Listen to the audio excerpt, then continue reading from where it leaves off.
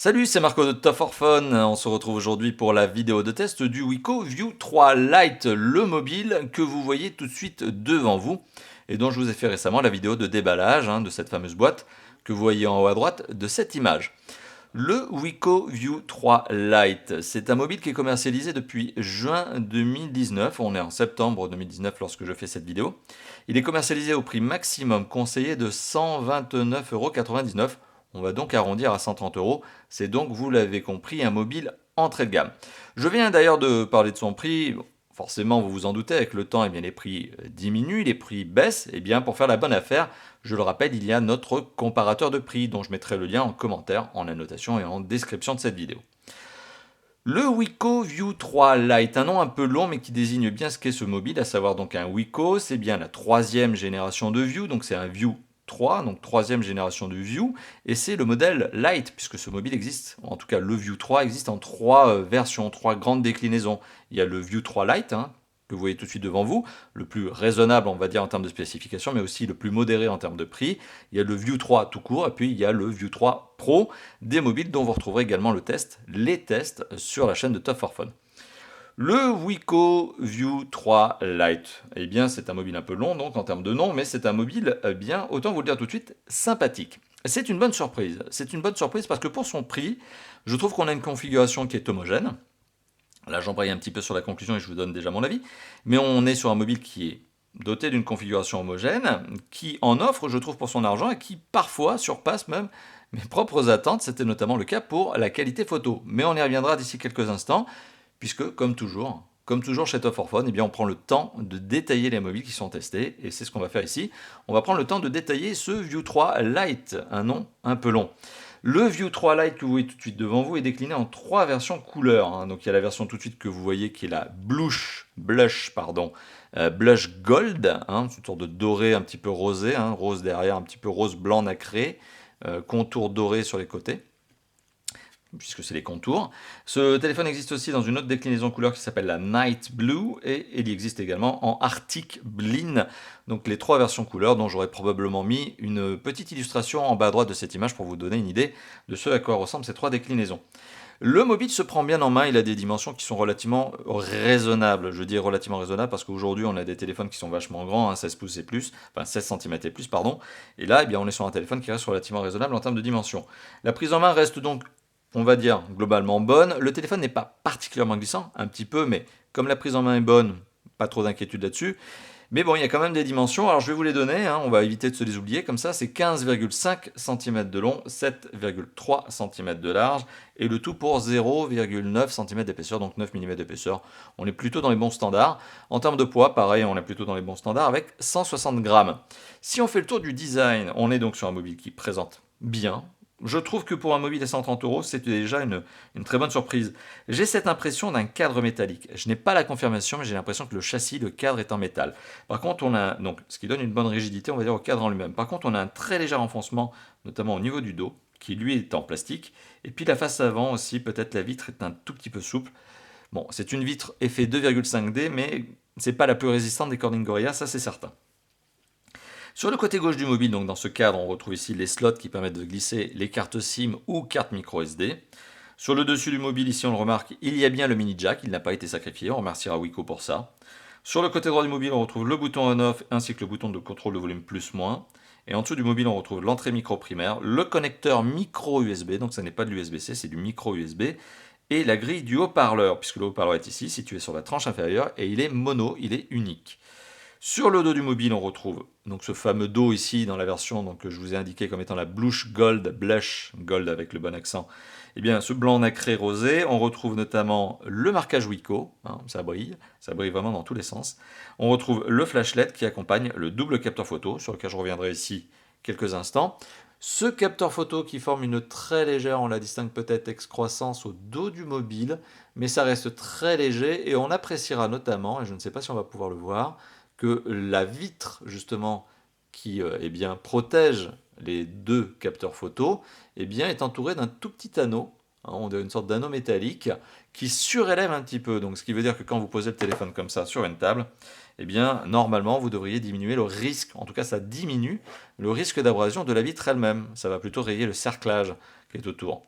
Reste que, bon, ce genre de téléphone, bien, protégez-le, parce que je pense que le dos reste relativement, on va dire, sensible à la rayure de l'abrasion, à la rayure d'abrasion, c'est-à-dire ces micro-frottements que vous allez pouvoir générer tout le temps, c'est-à-dire dans votre poche, sur une table, etc. C'est donc un mobile qui présente bien. Donc c'est déjà son premier point. Autre point au niveau du design, ce mobile prend toutes les traces de doigts et toutes les poussières. Donc si vous êtes maniaque comme moi en termes de nettoyage, vous allez passer votre vie à le nettoyer. Parce que c'est un mobile qui prend, mais on a l'impression que la poussière vient dessus, quoi. Voilà, donc c'est un mobile qui se salit relativement rapidement. Il n'y a pas de traitement oléophobe ni des vitres ni du dos. Bon, c'est comme ça, c'est une particularité. Je le rappelle, on est sur un mobile à 130 € et qui malgré tout présente, vous l'avez vu, très très bien. Hein, le look est vraiment un de ses points forts. Au niveau de l'image, c'est un autre point fort.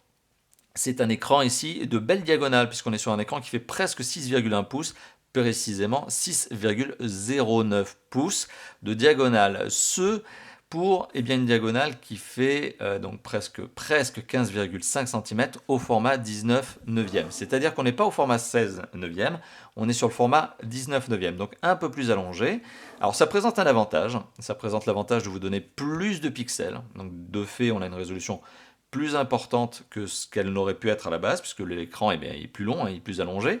Ce qui fait aussi que lorsque vous regardez une vidéo notamment, soit vous restez au format 16 neuvième, donc avec des bandes noires en haut et en bas, ou plus précisément de part et d'autre de l'écran, soit vous décidez au contraire d'étirer ou de rogner dans l'image, puisque c'est la fonction de base du téléphone qui permet ça, et du coup forcément vous avez une image plein écran, avec un écran d'ailleurs, vous l'aurez remarqué, qui est plutôt borderless, il y a quand même un petit menton ici, mais on est sur un écran qui est plutôt borderless. On est sur un écran qui occupe presque 88% de la face avant. Donc c'est vraiment pas mal. C'est l'un des bons points de ce téléphone. C'est pas la caractéristique de dingue. Il y a mieux sur le marché, mais il y a beaucoup plus cher aussi sur le marché. C'est un bel écran. C'est un bel écran. Alors, si on rentre un petit peu dans le détail des chiffres, parce que vous le savez, chez Top 4 Phone, on est factuel, on vous donne tous les chiffres, comme ça vous prenez bien les décisions qui vous vont bien, qui vous vont au mieux. On est sur un écran qui est doté d'une résolution HD+.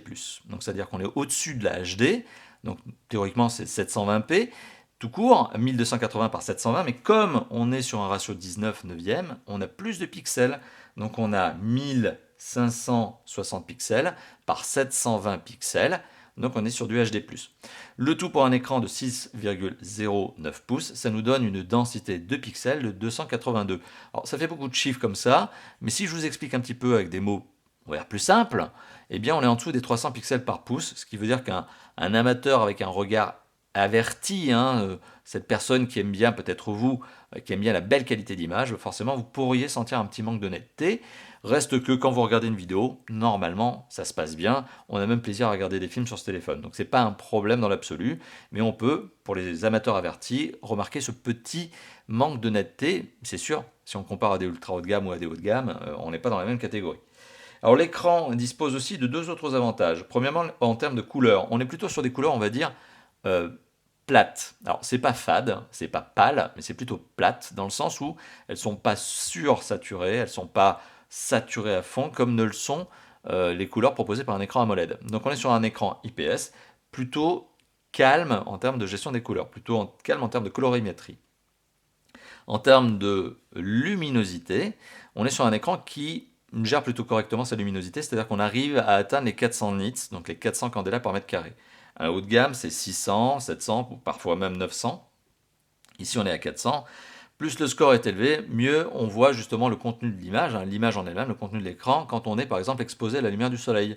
Ça, c'est justement l'avantage à un écran lumineux, contrebalance par rapport à la lumière ambiante. Bon, ici on est à 400 nits, donc c'est pas mauvais, c'est dans la bonne norme d'un téléphone entrée de gamme.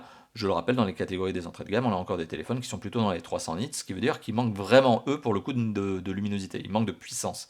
Et là, c'est réglable, c'est automatiquement ajustable. Vous avez, à mon avis, une bonne luminosité. Alors, pour ce qui est du son, le son est véhiculé, vous le savez, par trois moyens. L'écouteur, rien à redire dessus, plutôt standard. Le mini jack qui se trouve sous le mobile, sur le mobile, offre un son qui lui aussi pour le coup est tout à fait standard. Vous mettez un kit piéton dessus, rien à redire. Le Bluetooth, exactement pareil, c'est du 4.2 qui est compatible avec la quasi-totalité, si ce n'est la totalité des casques Bluetooth du marché. Donc pas de problème là-dessus. Au niveau du haut-parleur que l'on retrouve sur le bas du mobile, donc sur la grille inférieure, eh bien là le coup est un petit peu différent. C'est un haut-parleur qui donne un son puissant, dans le sens où il balance. Il peut aller entre 120 et 130 décibels quand vous le mettez à fond. Donc c'est-à-dire qu'il dépote, il déboîte. C'est un son puissant. Par contre, ce haut-parleur manque concrètement, clairement, il manque clairement de clarté. Voilà. Donc c'est un peu étonnant de le dire comme ça, mais en fait le son, eh bien on a du mal à distinguer les aigus, les moyens et les graves. Alors les basses sont complètement absentes, mais quand on pousse le son un peu à fond, ça devient une sorte de bouillie de son. On arrive à comprendre encore ce qui est dit, par exemple si vous écoutez un MP3 ou si vous êtes en main libre, mais c'est pas bluffant. C'est pas bluffant au niveau du haut-parleur, donc ce qui m'amène à vous dire que de toute façon, quand on écoute sa musique ou quand on a envie d'avoir un peu plus de son, un peu plus de peps, en général on a une enceinte Bluetooth à côté. D'ailleurs il y en a qui sont testés par Top 4 Phone, je vous engage à regarder nos tests. C'est mieux. C'est mieux, c'est un bon moyen justement de contrebalancer le haut-parleur qui de toute façon sur un smartphone n'est pas vraiment prévu pour ça. Hein, c'est vraiment de la dépanne. Et bien voilà, hein, pour le coup c'est vraiment de la dépanne ici. Au niveau des performances, on va passer à la troisième étape de ce test. Donc la notion des performances, eh bien vous le savez, c'est un point sur lequel j'aime bien me focaliser parce que ça me permet notamment de vous indiquer si oui ou non le téléphone, par exemple, peut tenir plusieurs années, par exemple, peut vous permettre de faire fonctionner des grosses applications, des gros jeux. Alors on est sur un score de 72 700 points, tout rond, hein, merci en toutou, V7, donc vous le voyez. 72 700 points, c'est un score d'entrée de gamme, il n'y a pas de mystère, il n'y a pas de bluff. C'est un score, on va dire, relativement basique pour un entrée de gamme. Alors je fais cette petite parenthèse parce que oui, il y a des concurrents à peu près situés au même prix qui ont des performances supérieures à celles-ci, c'est-à-dire plus hautes, hein, dans les 100 et quelques. On en reparlera notamment au niveau de la conclusion de cette vidéo, mais oui, forcément, il y a des alternatives qui sont plus puissantes. Donc l'un des points un petit peu d'ajustement de ce téléphone, un petit peu plus faible que ses concurrents, c'est notamment les performances. Mais ça ne veut pas dire que le téléphone ne s'en sort pas bien, parce que c'est-à-dire que lorsque vous faites des grosses applications, rien à redire, multitâche, multifenêtre, c'est parfaitement possible, ça marche bien. Il n'y a pas une seule grosse application aujourd'hui sur le Play Store qui met ce téléphone sur les genoux. En termes de jeux, c'est un petit peu différent, parce que c'est-à-dire que certains gros jeux vont peut-être potentiellement refuser de fonctionner, parce que l'éditeur a indiqué qu'il était non compatible, alors que dans l'absolu, le téléphone peut le faire fonctionner. Et d'ailleurs, à tel point que j'ai parfaitement réussi à jouer à PUBG Mobile sur ce téléphone, avec, bon, certes un niveau de qualité graphique basse, hein, il n'y a pas de mystère, mais ça reste relativement fluide, parfois quelques frame drops, mais très rapide, passager. Euh, j'ai fait un top 1 sur PUBG Mobile, tranquillou. Ça ne veut pas dire que j'ai un niveau de gamer de ouf, mais ça veut dire que le téléphone ne m'a pas pénalisé. Donc c'est un téléphone qui est capable de faire du gros jeu 3D sans souci. Et ce téléphone, eh bien justement, il a ses performances. Et bien ces performances, elles sont véhiculées par des composants. Alors, j'aime bien vous les donner parce que certains d'entre vous sont des amateurs avisés qui aiment bien qu'on rentre dans le détail. Mais du coup, c'est pour ça que je rentre dans le détail. Donc, on apprend que le processeur est un Unisoc SC9863A. Alors ça, on ne peut pas faire plus précis. C'est un processeur 8 cœurs cadencé à 1,6 GHz. On a également le processeur graphique que l'on voit apparaître ici. Un PowerVR ROG GE 8322. Bon, super, ça parlera encore une fois plus aux connaisseurs. Et pour la mémoire vive, on a 2 Go de mémoire vive, ce qui, à mon sens, est tout à fait correct pour ce genre de téléphone. On est donc sur un téléphone qui a des performances que l'on peut qualifier de tout à fait acceptables hein, pour un téléphone entrée de gamme. Le processeur, petite parenthèse, on parle d'un Unisoc, ça vous parle peut-être pas. Unisoc, c'est pas une marque que l'on connaît beaucoup parce qu'elle a été renommée il n'y a pas très longtemps. Historiquement, vous le savez, sur le marché, il y a Qualcomm, c'est le leader, le gros, c'est l'américain qui fabrique les best-of best-of. Il y a Mediatek, qui est le concurrent chinois, qui propose également de très bons processeurs. Il y a aussi d'autres marques comme Samsung qui proposent ses propres processeurs maison qui sont les Exynos. Et il y a Huawei qui propose également ses propres processeurs maison qui sont les Kirin. Et on a d'autres marques un peu alternatives, certainement beaucoup moins chères pour le constructeur, donc ici Wiko, qui peut permettre d'avoir une configuration peut-être plus sympathique sur d'autres aspects. Eh bien le Unisoc, c'est l'ancien Spreadtrum, qui n'était pas connu pour être justement une grosse référence. C'est un petit alternatif. Reste qu'ici, ça marche malgré tout à fait correctement. Donc Unisoc, c'est pas une grosse marque. Anciennement, ça s'appelait Spreadtrum. Bon, ok. Voilà, vous l'avez compris, c'est un composant qui est un petit peu, raisonnable, un petit peu à la cool, mais qui quand même permet à ce téléphone de marcher correctement. Au niveau de la mémoire de stockage, c'est pas une bonne surprise parce que c'est indiqué sur la boîte, mais c'est un bon point. Voilà, il n'y a pas de surprise parce que c'est écrit, hein. Franchement, on ne peut pas se tromper, il n'y a pas de surprise. Mais c'est 32 Go de mémoire de stockage interne, ce qui est pas mal, c'est pas mal. Alors sur ces 32 Go, lorsque vous allumez le téléphone pour la première fois, première mise à jour, premières installations d'applications de base, plus voilà, première mise à jour donc de l'OS, mais aussi des applications, vous arrivez finalement à 22,9 Go de mémoire d'espace, enfin de stockage, hein, d'espace stockage disponible bien pour vous au premier démarrage. Alors, cette mémoire, elle a tendance à diminuer en fonction des applications que vous allez installer, sachant que Wiko, très coquin, vous propose un certain nombre de panneaux lors du premier démarrage, de la première configuration, qui vous permettent d'installer des applications partenaires. Et forcément, vous l'imaginez, si vous les installez, eh bien vous faites tomber la quantité de mémoire disponible. Bon, reste que quand même près de 23 Go disponibles dès le démarrage, c'est pas mal. En plus, vous avez la possibilité d'ajouter une micro SD qui vous permettra d'avoir de la mémoire supplémentaire. C'est pas mal aussi. Enfin, petite parenthèse, parce que j'aime bien aussi m'attarder sur ce détail, vous le savez, certains téléphones sont compatibles avec notamment les ports micro USB ou USB-C sont compatibles avec la fonction OTG, à savoir donc ce genre de clé, hein. Vous mettez des fichiers dessus, hop, vous avez une clé avec de la mémoire, en tout cas chargée, hein, par exemple des films, des MP3, et puis vous le connectez directement sur le téléphone pour consulter le contenu de la mémoire. Bah, manque de bol, je vous ai montré la clé, mais ce téléphone n'est pas compatible avec la fonction USB OTG, je n'ai pas réussi à la faire fonctionner sur ce mobile. Donc il y a de fortes chances que malgré tous mes tests, eh bien, ce téléphone ne soit pas compatible USB OTG. Donc voilà, c'était pour vous faire un petit peu marronner, mais non, vous n'êtes pas capable de faire fonctionner ce genre de choses avec ce téléphone, mais c'est pas grave, il y a la micro SD qui marche, elle, pour le coup, tout à fait correctement.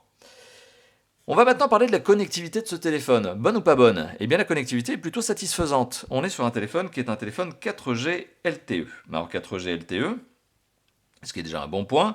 4G LTE, précisément catégorie, alors hop, petite pub, qui est une catégorie 4, ce qui veut dire que ce téléphone télécharge à 150 mégabits par seconde et il envoie à 50 mégabits par seconde.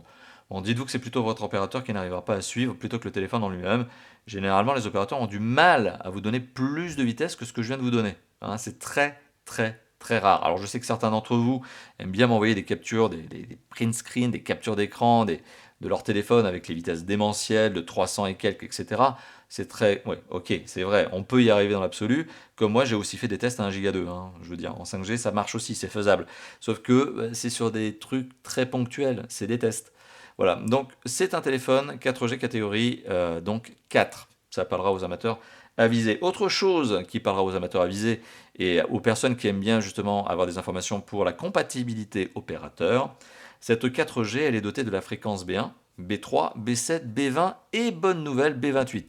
Donc si vous êtes utilisateur de Free Mobile, soyez heureux puisqu'il y a bien la B28, à savoir qu'il y a toutes les fréquences nécessaires notamment pour la 4G de Free Mobile et plus largement de Bouygues, de Orange, de SFR et de tous les MVNO de l'Hexagone. Voilà, donc si vous l'utilisez notamment en France, eh bien ce téléphone marchera sans aucun souci au niveau de sa 4G. Et s'il n'y a pas de 4G là où vous êtes, eh bien ce téléphone, bien sûr, vous l'imaginez, il est aussi doté d'une 3G+. Alors, comme je vous l'ai dit tout à l'heure, ce téléphone est doté de 2 emplacements pour carte SIM dans les slots qui sont ici. Ce téléphone est donc double SIM, format nano. Ce sont les plus petites des cartes SIM. Donc si vous n'avez pas de format nano, eh bien dirigez-vous vers votre opérateur qui se fera sûrement un plaisir de vous transformer, de vous changer votre carte en carte SIM nano. Parfois c'est payant, parfois c'est gratuit, c'est en fonction de la politique commerciale de l'opérateur chez qui vous êtes. Le port micro SD, comme je vous l'ai indiqué, il est présent et ça permet d'ajouter jusqu'à 128 Go de mémoire supplémentaire sur ce mobile. Bon, entre vous et moi, je pense que des cartes de 256 passent aussi, mais ça me semble être un investissement déraisonnable pour un téléphone de cette catégorie. Une 64 Go, ça vaut une vingtaine d'euros aujourd'hui. Ça me semble être un bon investissement, on va dire. Le téléphone, il est aussi doté d'autres connectivités. Il est Wi-Fi, BGN, il est Bluetooth 4.2, il est GPS avec la fonction AGPS, il est même GLONASS, le réseau de satellites russe. Et puis, il est aussi doté d'un micro USB, mais qui n'est pas OTG, vous l'avez compris, d'un mini jack qui a bien été sauvegardé sur le dessus du mobile. La radio FM est bien présente dans ce téléphone. Bon, vous pouvez donc écouter de la musique, mais en radio, eh bien, il vous faut brancher le kit piéton en guise d'antenne. Là aussi, un grand classique.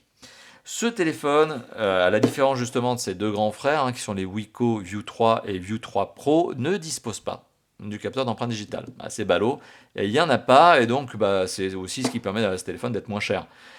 Par contre, il y a le mode de reconnaissance faciale, que je n'ai pas réussi à faire fonctionner correctement, en tout cas, puisque je mets des barbes, je mets des barbes, je mets pas des barbes, je mets pas de postiche, mais j'ai une bonne barbe, des fois je me rase, des fois je me rase pas, bon, bah, la barbe joue, hein, effectivement, je mets mes lunettes, j'enlève mes lunettes, etc. Bon, bah, des fois, le capteur photo frontal, il a un peu du mal. Voilà, donc, bon, avec moi, c'était pas GG, c'est pas la fonction que, de toute façon, j'ai l'habitude d'utiliser, en général, si j'ai pas de capteur d'empreinte, et ben, je le fais avec un code, et puis voilà, ce qui est possible avec ce téléphone. Donc, autre point au niveau de la connectivité qui jusqu'à maintenant est plutôt satisfaisante. On remarquera ici, vous l'aurez peut-être vu, que lorsque je lance ce petit panneau, c'est notamment pour connaître les capteurs. Alors désolé pour le reflet, hein, je vois qu'il y a du reflet. Le capteur est notamment le gyroscope. Donc on a bien de l'accéléromètre, on a bien du capteur de luminosité, on a bien de la boussole, mais on n'a pas de gyroscope. C'est bien dommage. Donc du coup, ce téléphone pour la réalité augmentée et la réalité virtuelle, c'est niet, c'est pas possible. Mais bon, il n'est pas fait pour ça non plus, hein. Donc voilà. Passons là-dessus, mais il manque également le capteur qui s'appelle le gyroscope. Autre point sur la connectivité, et puis après on va passer à un autre sujet, donc c'est-à-dire le système d'exploitation. La connectivité de ce téléphone, eh bien, au niveau du DAS, eh bien, le DAS de ce mobile est plutôt bon. On est sur 0,533 watts par kilo à la tête, ce qui est un score tout à fait correct pour un entrée de gamme en 2019. C'est bien. Voilà, le téléphone est dans la bonne catégorie en termes d'émissions d'ondes, c'est un bon point. Je vous ai donné le score à la tête parce que c'est celui que j'utilise systématiquement pour les benchmarks, mais sinon il y a le 1,326 watts par kilo, et ça c'est pour le corps, c'est la deuxième norme. Bon, quoi qu'il en soit, ce téléphone, il est légalement commercialisé en Europe sans aucun souci, heureusement, et c'est logique. Le système d'exploitation de ce mobile, quel est-il? Alors vous allez le voir, on va aller très rapidement sur le système d'exploitation. On est sur un système qui est, bon, on le voit ici parce que j'ai lancé la mise à jour, en tout cas la recherche de mise à jour. On est sur eh bien, un Android. On est sur un Android 9.0 Pie. Bon, pas de surprise, 9.0 Pie, c'est avant la version 10 qui n'est pas encore commercialisée, ou en tout cas qui n'est pas encore déployée. C'est la dernière version à date, c'est la version la plus complète, c'est la version la plus performante. Depuis la version 7, on est déjà très bien logé. Depuis la version 8, alors là, il n'y a quasiment plus aucune évolution. Mais depuis la version 9, là, il n'y a plus rien à faire. C'est-à-dire que on est aujourd'hui sur un système d'exploitation qui est tellement complet, tellement mature, que les constructeurs ont enfin compris quelque chose. La surcouche devient inutile. Et de fait, on a un téléphone qui est presque doté d'un système d'exploitation qui est stock, à savoir quasi pur, quasi brut de décoffrage, quasi celui que vous pourriez retrouver dans les cerveaux des ingénieurs de Google, puisque vous le savez, Android, c'est Google qui le fabrique, qui le crée en tout cas, et on est presque sur une expérience digne d'un Pixel, à savoir un mobile de Google. Du coup, ben voilà, pas de surcouche, quelques fonds d'écran, ok, quelques petites applications par contre. Oui, il y a des applications made in Wiko, ou en tout cas gérées par Wiko. Notamment, on retrouve le mode Smart Folio qui vous permet d'avoir une coque spécifique, un étui spécifique Wiko avec une petite fenêtre de raccourci supplémentaire, ou en tout cas qui vous donne des notifications supplémentaires. Très très bien, hein. Les accessoires Wiko sont vraiment très très bien faits, hein, pour leur propre téléphone, ils sont malins. Ils ont vraiment conçu des gammes d'accessoires malignes, bien faites. Et l'étui pour le Wiko View 3 Lite est vraiment malin. Vous avez également un mode simple mode qui permet d'avoir un affichage simplifié, 4 gros carrés ou 5 gros carrés sur le panneau d'accueil. C'est vraiment si vous n'avez pas envie de vous prendre la tête avec un Android vraiment un petit peu trop long, trop lourd, trop complexe, hein. C'est-à-dire que si vous êtes primo-accédant ou que vous voulez donner ce téléphone à quelqu'un qui n'a pas l'habitude des téléphones Android, eh bien vous utilisez le mode simple mode, hop, esthétiquement bien simplifié, tant mieux. Voilà. Après, vous avez un navigateur internet qui s'appelle Navigateur. Ok, super. Bon, c'est pas mieux que Chrome, mais voilà, Wiko l'a installé. Ok. Bon, on voit aussi qu'il y a quelques petites applications partenaires, hein. C'est une application partenaire, hein, clairement. Il y a aussi Internet, hein, une application Internet Security for Android qui est fournie par Kaspersky, application partenaire. Alors, parenthèse, tout à l'heure, je vous ai dit que Wiko propose, notamment sur ce téléphone et certains entrées de gamme, des panneaux d'accueil supplémentaires lors de la configuration initiale du mobile. Ces panneaux supplémentaires ont pour but de vous proposer des applications tierces, des applications partenaires à l'installation. Bon, on imagine bien sûr qu'il doit y avoir un deal entre Wiko et l'éditeur de ces applications. Forcément, c'est pas que pour la gloire, c'est pas que pour vous faire plaisir. Reste que parfois ces applications sont intéressantes. Moi, je ne suis pas fan de ce genre de choses parce que j'ai pour habitude de me débrouiller comme un gros garçon. Un gros garçon, oui, c'est le cas, mais un grand garçon, c'est-à-dire que je vais sur le Play Store, je télécharge ce que j'ai envie. Bon, parenthèse étant faite, outre ces applications qui sont proposées dans des panneaux d'accueil que vous pouvez parfaitement refuser, eh bien Wacom en a quand même installé quelques-unes qui, à mon sens, n'apportent rien du tout. On remarquera LinkedIn, ok, on remarquera Wish. Wish, le site, l'un des sites que je déteste le plus au monde, hein. Désolé, mais Wish pour moi, c'est pas une bonne expérience. Donc bon, c'est très subjectif, c'est très personnel ce que je suis en train de dire. Vous êtes peut-être vous-même utilisateur de Wish et vous avez peut-être plaisir à l'utiliser. C'est pas mon truc. Et retrouver Wish ici, bah ça m'intéresse pas. Mais bonne nouvelle, vous pouvez désinstaller ces applications. Vous avez aussi Jeux 100% gratuit, qui est une plateforme de petits jeux mobiles. Ok, ce ne sont pas des applications qui m'intéressent. Par contre, par exemple, vous avez Smart Assist, qui peut être sympa, qui peut être intelligente, qui peut être cool, dans laquelle justement vous allez retrouver une sous-application plutôt, voilà, puisque c'est une sorte de fourre-tout dans laquelle bon, vous avez un antivirus certes, mais vous allez pouvoir trouver notamment quelque chose pour libérer de la mémoire de stockage, donc supprimer les fichiers temporaires, et puis libérer aussi de la mémoire vive. Hein, voilà, si ça permet d'avoir un téléphone qui a un petit peu de performance, qui reste toujours, on va dire, frais. Voilà, donc ça, ce sont les choses supplémentaires installées sur un Android 9.0 Pie, qui est à mon sens déjà excellent. Et comme je vous le disais en début de ce petit passage sur le système d'exploitation, les constructeurs ont très bien compris aujourd'hui, et Wacom en fait partie, que ça ne sert à rien d'installer des grosses surcouches. C'est fini cette époque justement où l'OS était, on va dire, fragile, pas assez complet, et où c'était le constructeur qui devait pallier au manque de Google. Aujourd'hui, Google propose un système d'exploitation qui de base est déjà tellement complet et performant que les constructeurs ont compris que ça ne servait à rien d'en rajouter, qu'il valait mieux avoir un système léger, efficace, comme celui que propose Google à la base. Voilà, donc c'est un avantage ici. On est effectivement sur une surcouche extrêmement minime, qui a beau s'appeler Wiko UI, bah elle est quasiment inexistante. Alors on va passer maintenant à l'usage de ce téléphone. Alors, parenthèse, vous le savez, c'est un téléphone, donc il est fait pour appeler, il est fait pour émettre et recevoir des SMS, des MMS, des emails. Vous pouvez lire des pages web, vous pouvez regarder des vidéos avec plaisir, vous pouvez écouter votre musique avec plaisir, vous pouvez jouer à des jeux 3D tels que PUBG Mobile et ceux en mode qualité graphique certes basse, mais vous pouvez y jouer. Vous pouvez jouer aussi à des gros jeux 2D. Très bien, donc c'est un mobile multimédia, mais c'est un mobile productif aussi. C'est un mobile, c'est un smartphone moderne. Et il y a deux aspects aujourd'hui qui permettent de distinguer aussi les smartphones entre, d'un côté, il y a la qualité photo, puis de l'autre côté, il y a l'autonomie. Alors, pour ce qui est de la qualité photo, je vous l'ai dit en tout démarrage de cette vidéo, c'est une bonne surprise, parce que je ne m'attendais pas à une qualité photo aussi sympathique. Je m'attendais effectivement à un résultat, on va dire, convenable. On a ici un capteur 12 mégapixels plus 2 mégapixels. Le capteur 12, je dis une bêtise, 13 mégapixels plus 2 mégapixels. Le 13 mégapixels est un Sony IMX135. Là aussi, ça parlera aux connaisseurs. Eh bien, ce double capteur photo, dont le 2 mégapixels ne sert qu'à une seule chose, à savoir gérer l'effet bokeh, donc c'est-à-dire la profondeur de champ, eh bien, c'est rapide. On peut potentiellement même faire de la macro, voyez, et ça marche bien. Ça marche bien, ça donne une qualité photo qui est tout à fait correcte, même bluffante pour ce niveau de prix.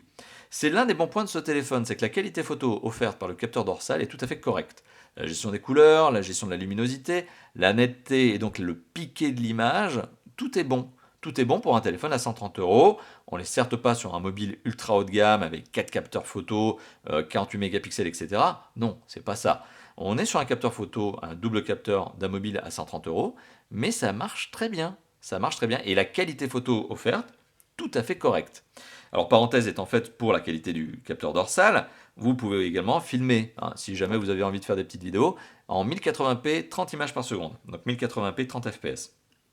Donc le capteur, le double capteur photo dorsal est de très bonne qualité. Je passe très rapidement sur l'application photo qui a les fonctionnalités de base. Et puis au pire, si l'application photo de base ne vous convient pas, eh bien vous pouvez en télécharger. Mais à mon sens, c'est inutile. Le capteur photo frontal. Alors, coucou la caméra. Donc quand je vous parlais de ma barbe, hop, et que je vous parlais de mes lunettes, aujourd'hui je les ai. Ce capteur photo frontal, qui est un 5 mégapixels, offre une qualité, là aussi, tout à fait correcte. Tout à fait correct à tel point que j'ai testé récemment des téléphones qui étaient bien plus chers avec des capteurs de 12, 13, 16 mégapixels, etc. et qui ne m'ont pas donné satisfaction. Ici, on est sur un 5 mégapixels pas prétentieux. Et c'est peut-être ça aussi justement qui me fait dire que, eh bien, sans prétention, c'est un capteur photo qui marche bien. Alors oui, on peut sentir un manque de netteté, c'est un 5 mégapixels, mais malgré tout, il offre un résultat cohérent au niveau de la lumière, cohérent au niveau des couleurs. Pas de sursaturation et la gestion des lumières, c'est quand même important. Pas de trucs bizarres avec des ombres ou des mauvaises capacités en termes de gestion d'ISO. Non, c'est bon, c'est un capteur photo frontal qui prend bien ses photos, c'est rapide. Bon, il faut quand même une certaine distance entre vous et le sujet et le bras, hein, c'est-à-dire bon, le sujet et le capteur photo, donc il faut tendre le bras. Il y a quand même une distance minimum d'à peu près 80 cm à 1 mètre pour avoir un résultat, on va dire, correct. Mais c'est propre, c'est propre. Ça peut manquer de netteté pour certains, mais je le rappelle, on est sur un téléphone qui vaut 130 euros, hein, parfois même moins. Je le rappelle, notre comparateur de prix est là pour vous aider. Qualité photo tout à fait sympathique. Et l'autonomie alors? Eh bien l'autonomie elle est bonne. L'autonomie elle est liée à une batterie de 4000 mAh qui est liée, en tout cas qui est placée à l'arrière de ce mobile. Vous ne pouvez pas la retirer, elle est non extractible parce que le mobile eh bien, a un dos qui est figé. Donc si vous voulez la retirer, cette batterie, eh vous êtes obligé de passer par un processus de réparation. Soit vous l'amenez dans un réparateur, soit vous la réparez vous-même. Bon ça c'est dans quelques années quand la batterie fatigue, mais pour le coup, voilà, c'est un téléphone qui est garanti 2 ans, pas de problème au niveau de la batterie, mais elle est non extractible. Aujourd'hui, ça devient quasiment une habitude. Il y a très peu de téléphones avec des batteries extractibles. Aujourd'hui, il n'y a que les entrées de gamme, très entrées de gamme, qui ont des batteries extractibles. En général, c'est pour des questions de conception, hein, c'est pour notamment la minceur du mobile. Donc, batterie non extractible de 4000 mAh. Autant vous le dire, l'autonomie de ce téléphone est bonne, parce que le téléphone n'est pas gourmand, hein, c'est pas une bête de course, donc en termes de performance, ça reste raisonnable. Donc, le téléphone n'est pas gourmand. La batterie 4000 mAh, c'est quand même pas rien, c'est une belle capacité. Ça fait que ce téléphone tient facilement une journée avant d'être rechargé. Potentiellement deux si vous n'êtes pas gamer, c'est-à-dire si vous n'aimez pas trop jouer, vous faites des petits jeux 2D, hein, des petits tower defense par exemple, ou des trucs comme ça, et que vous évitez les gros jeux 3D à la PUBG, vous pouvez même atteindre les 2 jours avant la recharge. Ce qui est quand même un bon point, c'est cette autonomie qui est longue. Vous avez plusieurs heures avant justement la coupure, sachant qu'une heure de vidéo c'est 12% de batterie consommée, là où les concurrents sont généralement dans les 15%. Voilà, donc on est sur un téléphone qui a une bonne autonomie. On est sur un téléphone qui a une fonction de recharge rapide qui est quasi inexistante, c'est-à-dire qu'on est vraiment sur la base de la base de la base. C'est-à-dire qu'on est sur un 5 volts 1,55 ampères au lieu d'être sur un 5 volts 1 ampère. Donc on est un peu plus rapide que la recharge de base. Mais on n'est pas sur du quick charge, c'est pas le truc. Donc charger cette batterie de 0 à 100%, c'est 3 heures. Il n'y a pas de mystère, c'est long. C'est long, voilà. Donc c'est pas de surprise là aussi. C'est clairement indiqué d'ailleurs sur le chargeur que je vous ai présenté dans la vidéo de déballage. Il n'y a pas de surprise. Et Wiko n'a jamais dit que ce téléphone était une recharge rapide, même si il a voilà, ce petit début de recharge rapide, mais il faut vraiment être très conciliant et très compréhensif. Voilà, donc on a fait le tour de ce téléphone. Eh bien, il est temps d'arriver à la conclusion et de vous dire ce que je pense de ce mobile. Mais bon, la conclusion, je vous en ai déjà dévoilé pas mal d'aspects au début de la vidéo. Je vous en ai quand même dévoilé pas mal d'aspects tout au long de ce test. Est-ce que je pense que le Wiko View 3 Lite est un bon mobile? Eh bien, je trouve que pour 130 euros, c'est un très bon mobile. Je trouve que c'est un mobile qui doit figurer dans votre liste de choix si vous recherchez un mobile dans cette catégorie avec ce budget donné. Alors oui, il existe des alternatives concurrentes qui sont plus performantes, mais le résultat ici est très homogène. C'est-à-dire qu'on n'a pas, par exemple, un énorme gain de performance et un écran de mauvaise qualité. Là, au contraire, on a quelque chose de plutôt homogène. En plus, le look est sympa. La qualité photo est une très bonne surprise. L'autonomie est bonne. La connectivité est bonne. On a notamment la fréquence B28 qui plaira à certains. Voilà. Donc, globalement, j'insiste, configuration homogène pour un prix qui reste raisonnable. 130 euros et moins. Encore une fois de plus, notre comparateur de prix, n'hésitez pas à vous rendre dessus. Finalement, quels sont les points faibles de ce téléphone? Il n'y en a pas vraiment, si ce n'est, je l'indique de nouveau, la concurrence. La principale problématique de ce téléphone, c'est les concurrents. On est sur un marché aujourd'hui, notamment dans l'Hexagone, qui est extrêmement combatif, hein, notamment sur les entrées de gamme. Énormément de propositions concurrentes. On a au moins une dizaine de marques aujourd'hui qui en France sont capables de proposer des téléphones entrée de gamme à 100, 130 euros, 150 euros, qui sont également sympathiques. On ne peut pas cracher sur cette notion de concurrence, il faut vraiment indiquer que oui, ce sont des téléphones qui sont sympathiques, donc vous avez un panel de choix. Ce Wiko View 3 Lite tire aussi un petit peu son épingle du jeu parce que il se situe un petit peu dans la catégorie de ce milieu de tout, hein, cette homogénéité absolue, ce téléphone sympathique, passe-partout, plaisant à utiliser, pas coup de cœur, mais agréable. Voilà, agréable. Et c'est finalement ce que j'ai envie de vous dire de ce téléphone, c'est que c'est un mobile sympathique, c'est un mobile agréable. Voilà, ça sera vraiment la conclusion, le maître mot justement de ce test.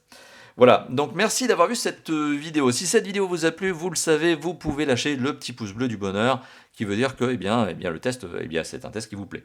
Voilà, vous pouvez également, bien sûr, vous lâcher dans la zone de commentaires qui se situe en dessous de la vidéo. Dites-moi ce que vous pensez du téléphone, dites-moi ce que vous pensez justement de mes tests, dites-moi ce que vous pensez de Top 4 Phone, dites-moi ce que vous pensez de tout. Et bien tout ça, c'est dans la zone de commentaires. Lâchez-vous, faites-vous plaisir. Enfin, vous pouvez également vous abonner, hop, à la chaîne YouTube. C'est un bouton qui se trouve tout en bas à droite de la vidéo, ça s'appelle +1 abonnement. Alors après, vous l'aurez remarqué, je mettrai quelque part par ici tous les réseaux sociaux. On est sur YouTube, on est sur Facebook, on est sur Twitter, on est même sur Instagram, on est partout. Et bien voilà, n'hésitez pas à nous retrouver également sur la totalité des réseaux sociaux. Vous retrouverez en fonction des réseaux sociaux des photos, des tweets sympathiques, etc. etc. Voilà, des petits likes des fois, ça arrive. Voilà, encore une fois de plus, je me répète, mais je vais vous dire merci d'avoir vu cette vidéo. Ça fait plaisir d'avoir une communauté, comme la communauté de Top 4 Phone. Vous êtes aujourd'hui plus de 141 000 abonnés. Ça fait plaisir de vous voir, ça fait plaisir de voir vos interactions. Il y en a certains qui nous suivent déjà depuis près de 10 ans, c'est pour vous dire. Eh bien, ça fait plaisir. J'ai encore envie de vous dire merci. Merci à vous qui êtes en train de regarder cette vidéo. Merci encore plus si vous êtes abonnés et que vous nous suivez depuis toutes ces années. Ça fait vraiment plaisir. Et sur ce, je n'ai plus rien à ajouter. Je vous dis à très très bientôt pour d'autres vidéos de tests, de déballage, de présentation, d'interviews, etc., etc. N'oubliez pas également de vous rendre sur le site de Top 4 Phone. Allez, sur ce, à bientôt. Ciao, ciao.